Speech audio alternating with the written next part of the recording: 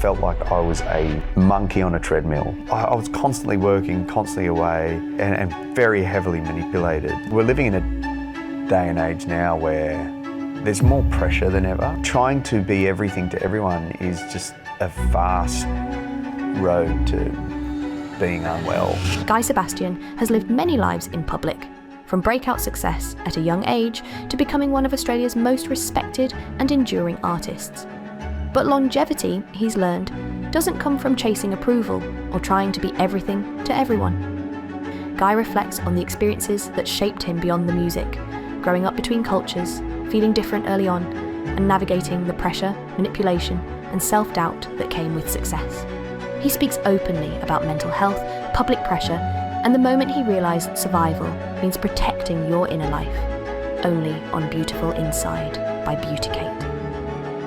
Welcome to Beautiful Inside. I'm Sigourney Cantelo. For over 20 years as a magazine beauty and health director and founder of Beauticate, I've shared stories about how to be beautiful on the outside. But recently, I've also been on my own journey to uncover what it means to be beautiful within. Inspired by my own experiences with mental health and healing, I'm meeting people who have remarkable stories to share. How have they come back from the brink of adversity and reclaimed their power? How do they continue to nurture their inner selves while creating space for joy, beauty, and well-being?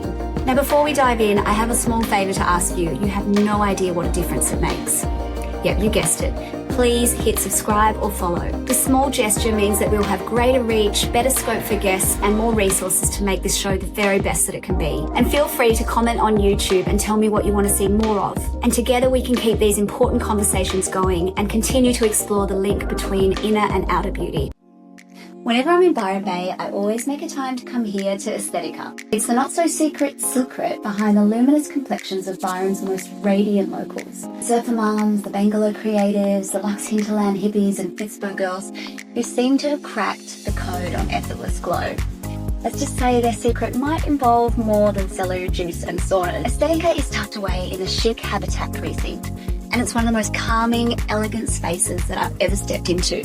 It feels more like a boutique spa than a clinic. But behind the serenity is serious expertise, a team of medical and dermal professionals who take a truly holistic approach to skin confidence. Founder and registered nurse Alexa Rodgett, known affectionately as Nurse Lex, combines a background in theatre and intensive care with an artistry for balance and restraint. Her less is more philosophy has earned her a loyal following that spans Sydney, Brisbane, Gold Coast, Melbourne and beyond. So if you're planning a trip to Byron and you want your skin to look fresh and healthy, I can't recommend Aesthetica enough. And the team at Aesthetica had a special offer for our Beauticate audience, so check out the show notes for more details. Well, it's good to see you again. It's great to have to be talking to you. I think we spoke 2 years ago for the launch of Embrace. Yeah, we're in the fancy house. That's right. Yeah. It was beautiful. And before that, we'd spoken 20 years ago when I interviewed you for Idol, because my first job was at TV Week magazine. Yes, I remember. Back in the day when we used to, this comes out 7th of August. My album comes out 8th of August. So I'm in the promo week and they'll send me the schedule and they're like, it's very busy, you're in a different state every day, it's very full on. But I still look at it and go, when I started out in that day when you interviewed me, we'd have to do a TV week shoot, then we'd do a shoot for Dolly, then we'd shoot, it was all the covers day. and it was just nuts. You'd wake up at 5, you'd start at 5, and it's midnight and you haven't had a break and and then you do the same thing again and again. And you were so young. And that was your entree into it, baptism of fire, quite literally. I have aged. You have not. Lossie, she interviewed me 22 years ago. It's unbelievable. You've done age. What do you know? You really haven't. No. In my soul. I've aged in my soul. I've got the grey hairs. They're coming up. Yeah, right. Every 5 weeks they sprout. Remind me that I'm 43. Hello. Yeah, we're exactly the same age. Yeah, that's right. Yeah. I remember. I was class of 98. I was 99. 99, okay, yeah. So I was a bit young. I was young in school, but was like Doogie Howser, like I was like super smart. See, that's showing our age, saying Doogie Howser. Does anyone even I loved that show. That was an epic show. Yeah, well, it's great to talk to you again. And I don't know if you know much about Beautiful Inside, but basically our focus is really on mental health and the search for inner beauty that we all have and inner happiness. I came out with my story and the DMs that I got, and I've heard you say the same, that you get these incredible DMs from people reaching out to you, telling you their story, and it's such a privilege and such a it moves me so much. So that's good why on I you. wanted That's to such talk a to beautiful you. turnaround of something. Yeah, I mean, to get into that space, as well as when there's so many people leaning on you to be what you think you've got to be, this pillar, and that everything will fall down or like around you if you're not that pillar, is just that added pressure. Absolutely. And often it's actually just not the truth as well. Like we are designed to lean on each other and hold each other up, and weirdly even your kids hold you up in ways that like they're not trying to, but they just hold you up, and you get strength from them when you think you've just got to be the strength for everyone. But that's so true, isn't it? It's so good that you sought help though. It's really good. Thank you. Well, I mean, the major thing for me was then seeing how many other people were struggling, and that all those DMs and women saying, seeing you come out about your story has made me realise that I can seek help, that I can talk about it. And so the podcast was really about talking to people, successful people like yourself, and sort of finding out about the challenges that you faced and how you've pulled yourself through them, and what healing have you done, what therapy have you done, how has music been your therapy, you know, all this kind of thing. So we always go back to the beginning. We usually start in childhood. So if you're happy to take me back to, you know, what your childhood was like in Adelaide and Malaysia. You were born? Yeah, I was born in Malaysia. My dad, he's a geologist, so my dad would travel, you know, fly in, fly out, so he'd be in different oil rigs from, you know, ranging from the Middle East, Papua New Guinea. He'd be in South Africa somewhere, or he was working in Australia a lot. So my mum really held down fort. She was just an amazing mum, and just, you know, my mum got married at 19, and it was very tragic circumstances that surrounded her teenage years as well. She was orphaned and, you know, grew up struggling a lot, and they sort of, all the siblings kind of then... Was she born in... She was born in India. And my dad was studying at the time. Yeah, he did his... Where was your dad born? My dad was born in Malaysia. So my dad's got like Sri Lankan... Sri Lankan Portuguese. I've just done a DNA test. So I actually don't know exactly. This is just... we know a fair bit about my dad's family, just because, you know, they like very educated, and they grew up like just very tight knit, and everyone, all the family kept in touch. My mum's family, just, you know, they really did do it tough from all the stories that I've heard, as far as like they just had a lot of struggles, and my mum's just incredibly strong, and then got married. Like, my dad was studying in India and then saw this like white girl with blue eyes. My mum's Indian, but she's white skin, so there's a lot of Anglo-Indians from British, you know, when the British colonised, and so my mum's very fair skinned and has blue eyes, so my dad was like, oh, gee, who's that white girl over there? And he stalked her a bit, and then they got together and then moved back to Malaysia. My mum left. Which language do they speak? Mum speaks Hindi, and then they always spoke English. They spoke English at home, and Dad always spoke English, and we never spoke. I wish we did. Like, I wish I knew another language, but no, we only spoke English at home, and then moved over to Australia when I was six and a half or something. Yeah. So do you remember anything of those early years in Malaysia? Yeah. I hated school. Used to run after my mum's car. She dropped me, because I think it was this school. I saw it recently a few years ago. I went back to the school, and my grandfather, who I'm named after, is buried in a cemetery just near the school. Wow. So I just went there to sort of clean up the gravestone and stuff, and just and it's very weird because I'm named after him.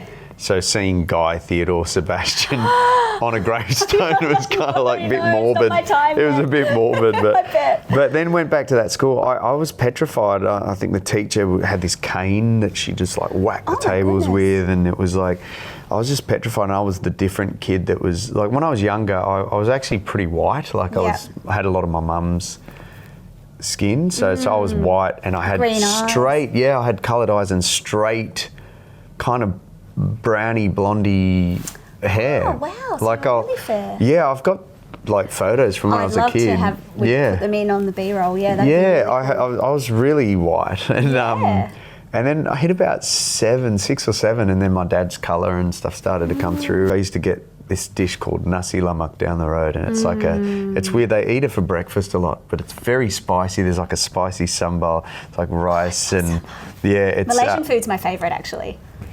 Char kway chow. Oh my gosh, there's nothing like Malaysian satay. Yeah.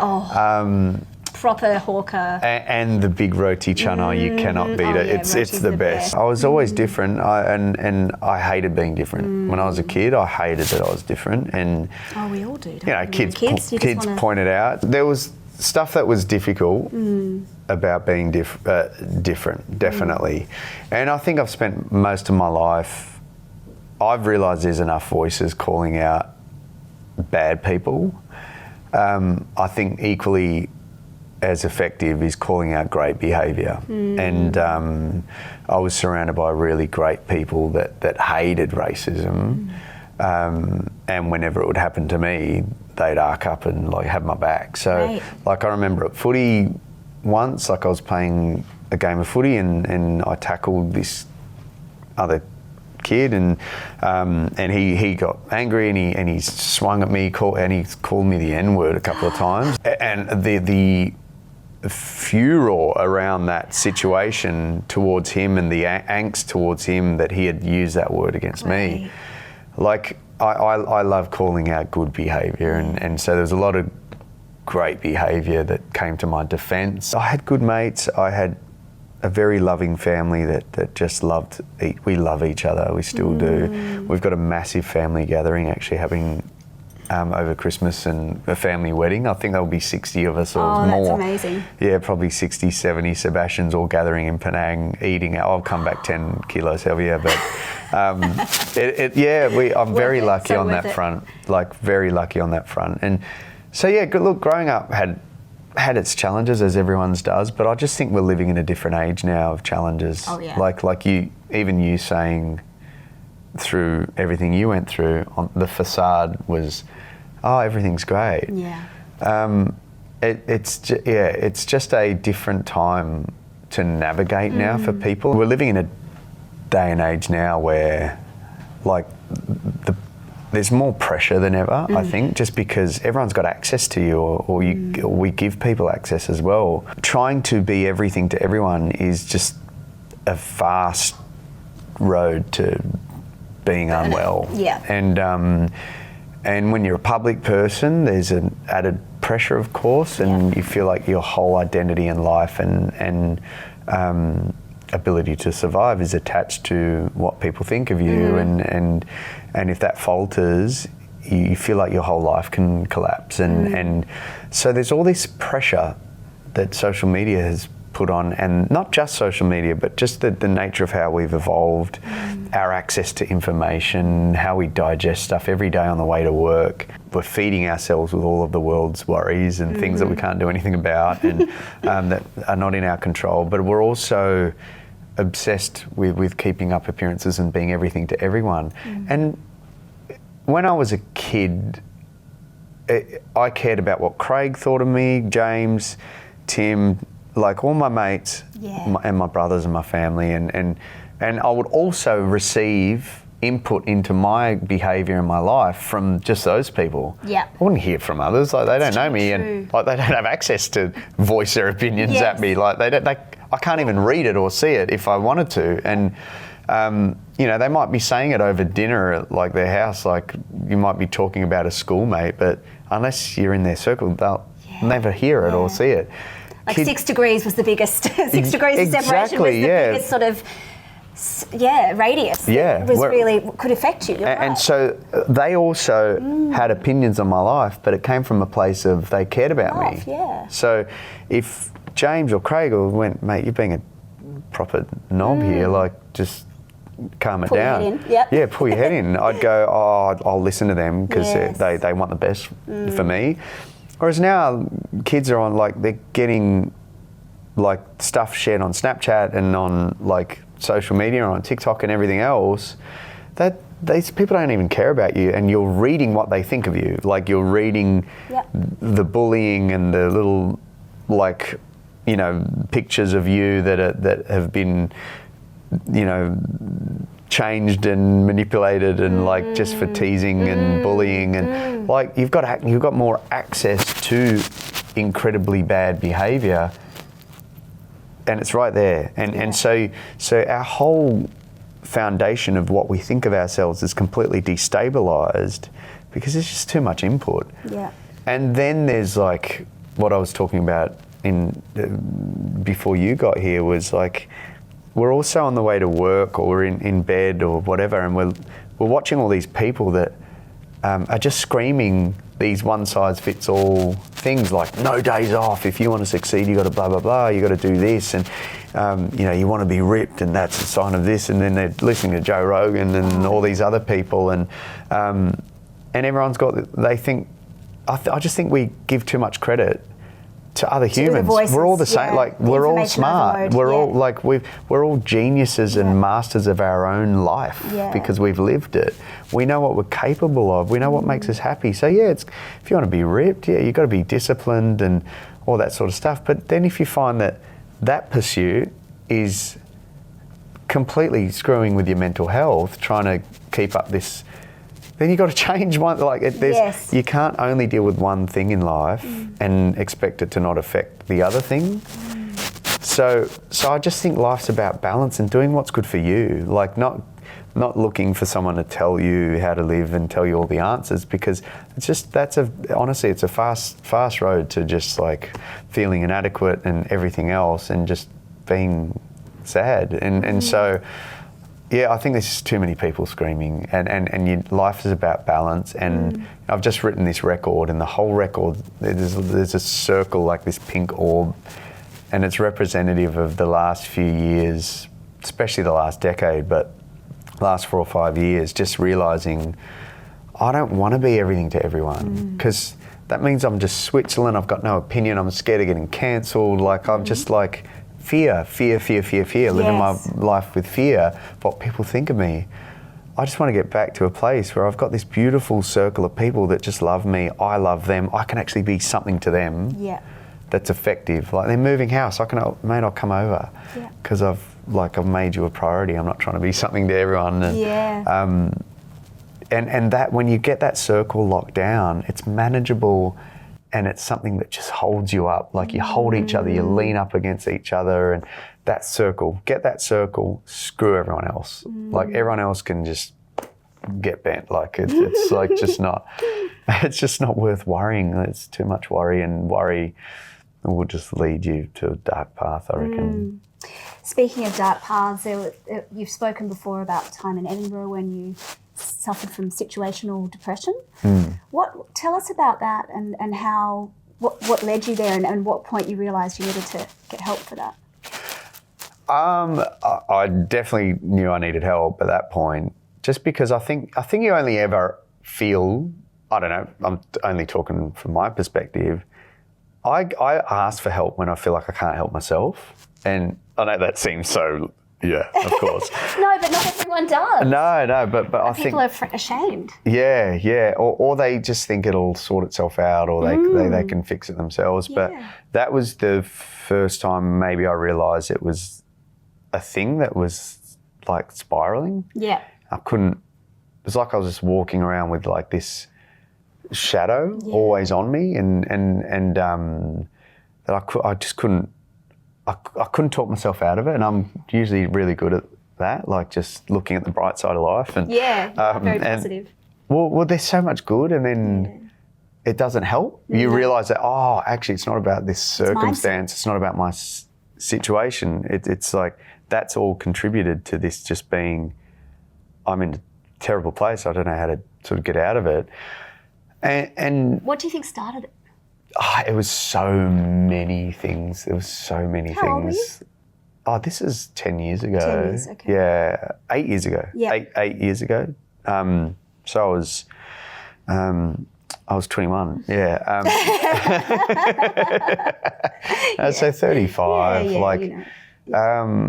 I had kids to worry about, very young kids at that point, and I just wasn't fulfilled at all. And it was very much to do with the situation with like an ex-manager, and it was just an awful so that was that situation. time. Yeah, so I just knew I needed to make some changes in my life, and that I felt like I was a monkey on a treadmill. Yeah. Like just running for Performing. I was constantly working, constantly away, constantly and very heavily manipulated, both me and Jules. And just awful. It was just an awful way to live. And then, when a light goes off in the darkness of all of that, you can't unsee it.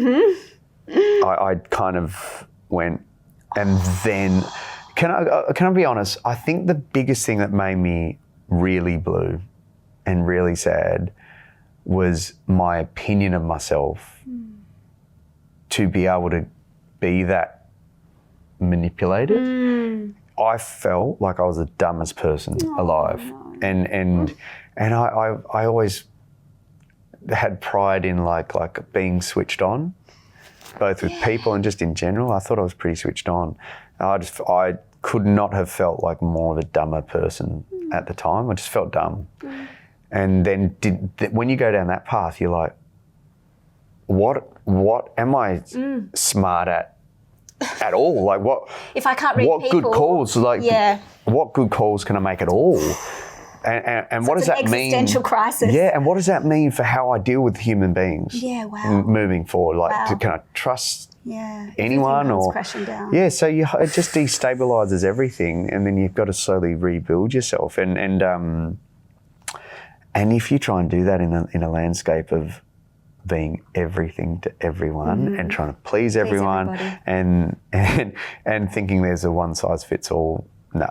And people do. They reach out for help online. They'll type things in YouTube, on Instagram, on TikTok. They'll want to know how to succeed in business because they feel inadequate, or just be fitter and look better. And they equate success when they see some hot thing driving a expensive car or something, and it's just a lie. It's all a lie, and the older you get, you realise how big the lie is. And how many people do you know with all those things that are so unhappy? Yeah. You know? Like you see them, you meet them, you're like, oh my God. I've met people that you would think would be the happiest people in the world that have achieved like huge stars that are hugely rich and hugely unhappy, unbelievably unhappy.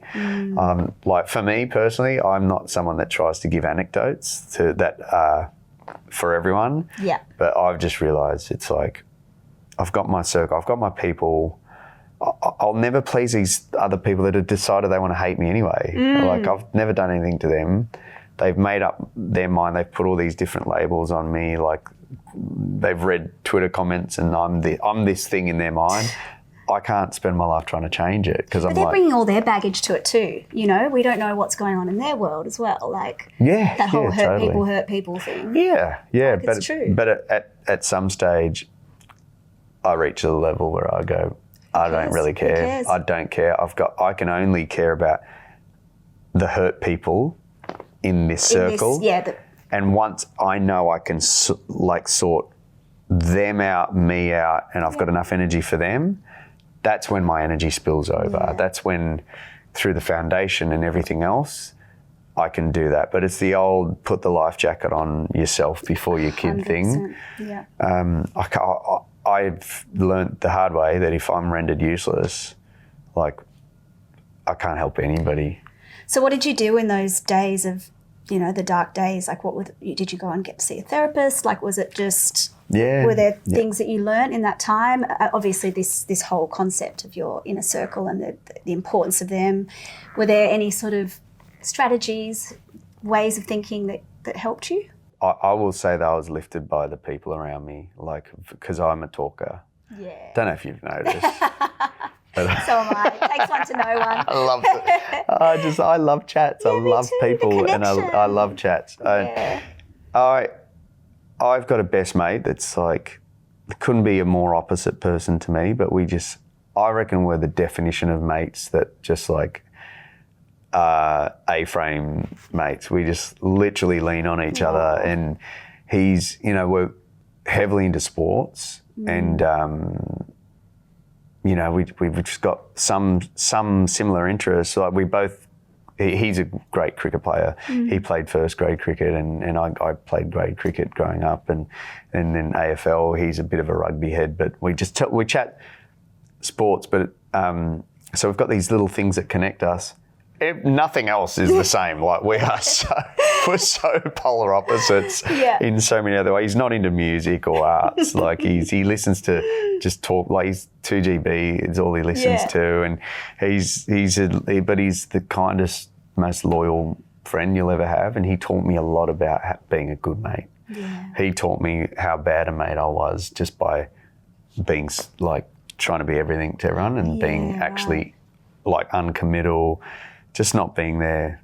Did he say something? Or No. Just by example. By example, he just like, led. wow, he was just such a good mate to me and all of the other mates he's got. He's such a good mate to everyone. Oh, that's cool. And I was like, I want to be like that. That's what I want to be. But I'm trying to be everything. And like, I can't be everything to everyone and be a good friend and a good father and a good husband. Yes, exactly. Yeah, and so, good son. Yeah, I'm just trying my best. See how it goes. I'm honestly just trying. Like all we can do is try. Exactly. And we'll have good days and bad days where we do things that we're proud of, and then other days where you're like, oh, idiot, you didn't lead by example today. Like, let's pull it together. But yeah, we can't be perfect. We just got to try. You had some devastating losses with your friend and also Jules's brother. Andy, sorry. And Jules's brother through mental health. Yeah. And is that what led you to the Guy Sebastian Foundation? That's right? You started the foundation because of that?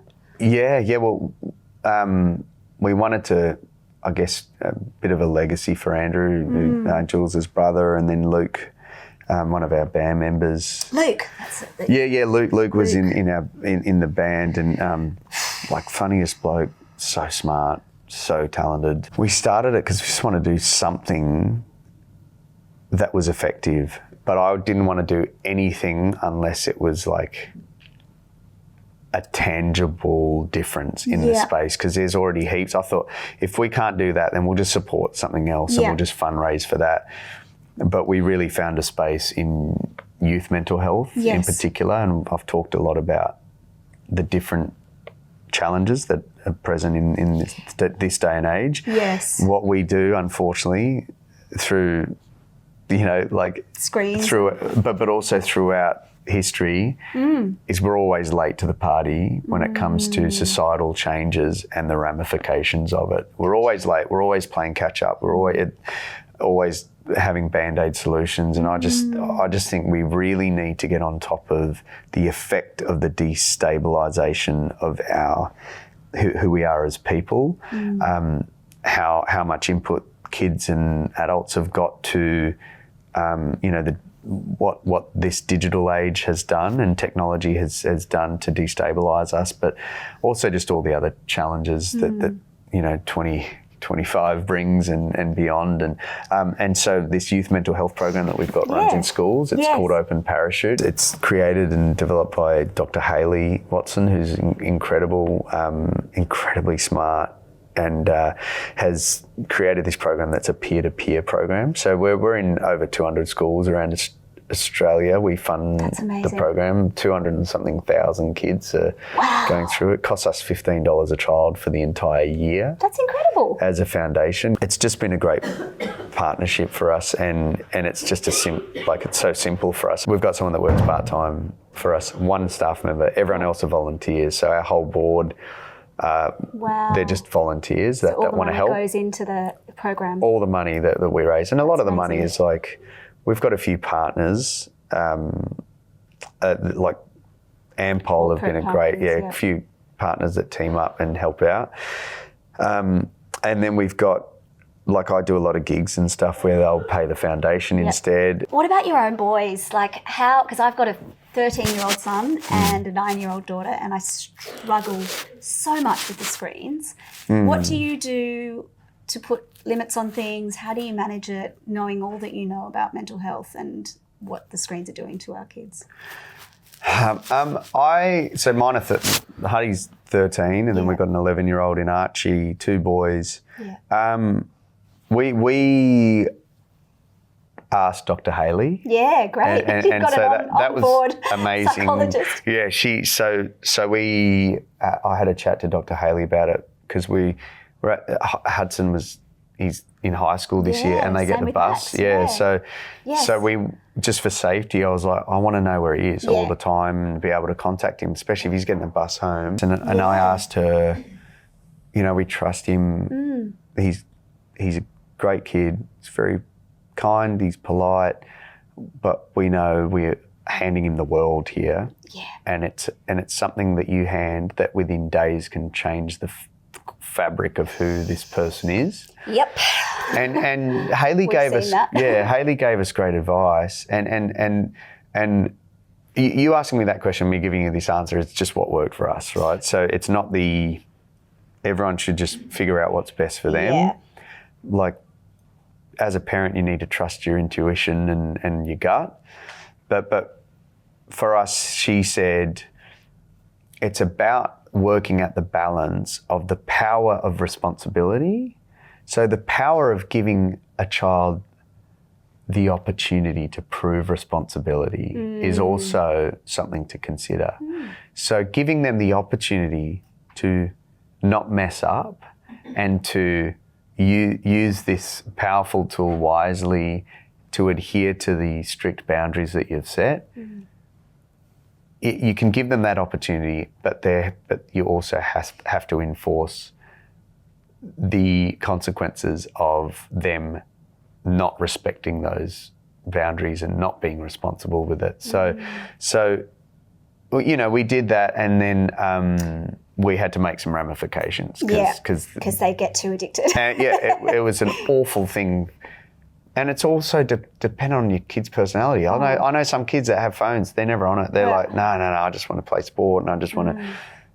But then you give it to a kid, and if you can see that they're literally like, it's changed everything about them, they're constantly on it and they're on Roblox like for 5 hours after school. Like, I just think for me, I've found myself in a trap doing things that I'm like, my parents never would have done that. Like, a rule was a rule. Like, like we're so afraid of thinking, but all the other kids have it. Exactly. My parents were like, I don't care. I don't care if the other kids have it. This is our house. We grow up our way. Yeah. And I think the power in doing that as well is enforcing a really important quality in your kid. To have confidence in who you are. Yeah. It's just the rules of my house. It is what it is. These are our values, and we're sticking to them. Like, it's not my fault. It's my parents. Like, and it's how we are. So I think we've just become way too like, we don't want to disappoint them, and we think that we're going to be putting them in a terrible position with all their peers, and we're being terrible parents and. But it is hard. It's not. It's hard because then you're also thinking of their mental health and like. There's so much to consider, and we're feeling all this pressure. So it's just there's no one size fits all solution.